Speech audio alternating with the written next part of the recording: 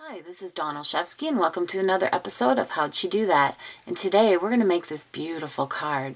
I received a similar swap from Lee Conroy from Founders Circle, and it used a fun embossing technique, and I tried to duplicate it. I don't think I quite got it, but I came up with what'll work for me, and I'm calling it Gold Ice. You can see in the picture there. See in the video? So it's not just gold, it's not just iridescent ice, it's both. So let me show you how I did that, and let's get started.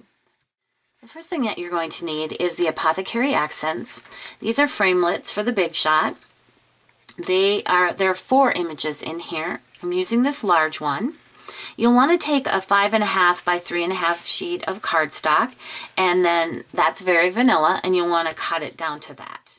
Next, we're going to do a little stamping. This is the Evergreen stamp set, and you can see that I'm using clear, and I actually, I like both wood and clear, and I really look at what I want to purchase for clear.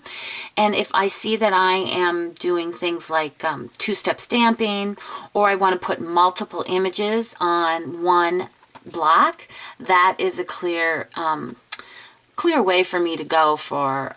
That's funny, a clear way for me to go for a clear block. Well, this one, these 2 images, the star and the trees, are separate, but I wanted to stamp them at the same time, so I have put them on the clear block all at the same time. Now, this is a clear block size I. We're going to use a Versamark, and we'll get this all inked up. And I'm going to stamp this on our die cut here. Now I want this, the top of the tree, to be more near the top here, and just center it. Give it a good press. Okay. Alright, so I want to talk a little bit about the embossing. Now what I've done is I have taken, this is gold embossing powder, and this is our Iridescent Ice embossing powder. And then what I've done is I've taken an empty container and I have mixed the 2 together. I'll show you what I got here. I do this a lot. Actually, I have black ice and gold ice, and I think I had another ice one. But this is just a great way to utilize your embossing powders a little bit more and create a little more texture with it. So that's what we're going to do here. Just going to cover this with it. And you know what I should have done? I should have used my Embossing Buddy before I did this. I'm getting some static cling here, and Embossing Buddies are a great way to reduce that. You would have wiped that on well before you started all the stamping and stuff. But if you are like me and you forgot yours, then what I like to do is take a brush. I'll come in a little closer here to see. See, I've got some stray, and I'll just take a brush and clean that up a little bit before I heat it up. I'm just finishing heating this up here. Almost done.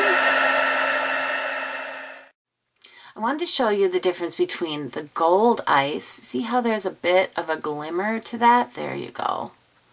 And then this is just the flat gold embossing, which is very nice as well. I just wanted a little more pop to this because I felt like it would match our glimmer paper, which is what we're going to put on next.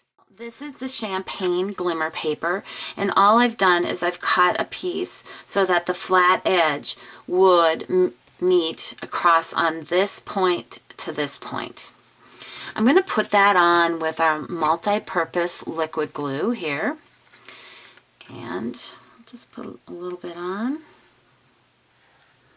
Okay, now if you have this glue, what I do recommend is I always store mine in, this is just a plastic cup, and I store it upside down, so it's always at the tip ready for me to use. We'll go ahead and just put this on here real quick.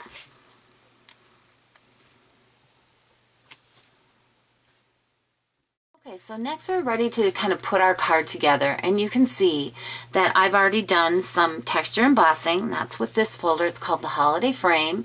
It's from the Holiday Mini Catalog 2012. And I did this on a panel that measures, let's see, 4 by 5 1/4, and then I've already attached it to a base that is 8 1/2 by 5 1/2. So this is ready to go. I'm going to add some dimensionals on the back here. I'm going to put 4 of them on, top, bottom, and then side to side. Now what I'm going to do is I'm only going to adhere 3 of them to start with. I'm going to take the backing off of this one and these 2. Okay, so we're going to position this right in the center. There we go. Now the reason I only did the 3 is because this gives me a little more stability to put my ribbon on.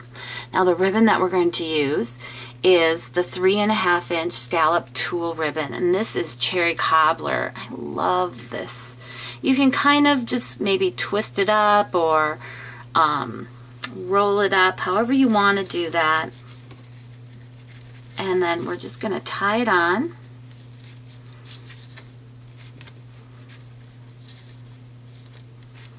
And see how this is so much easier to do like this than to try to do that separately without it being attached. Just gives me, like I say, a little more stability.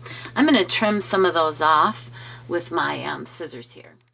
Alright, with our ribbon all done, now all we have to do is just lift this back and pull that off, the backing from the dimensional, and tack it down. And you're good to go. Now that was a quick and easy card, yet stunningly beautiful.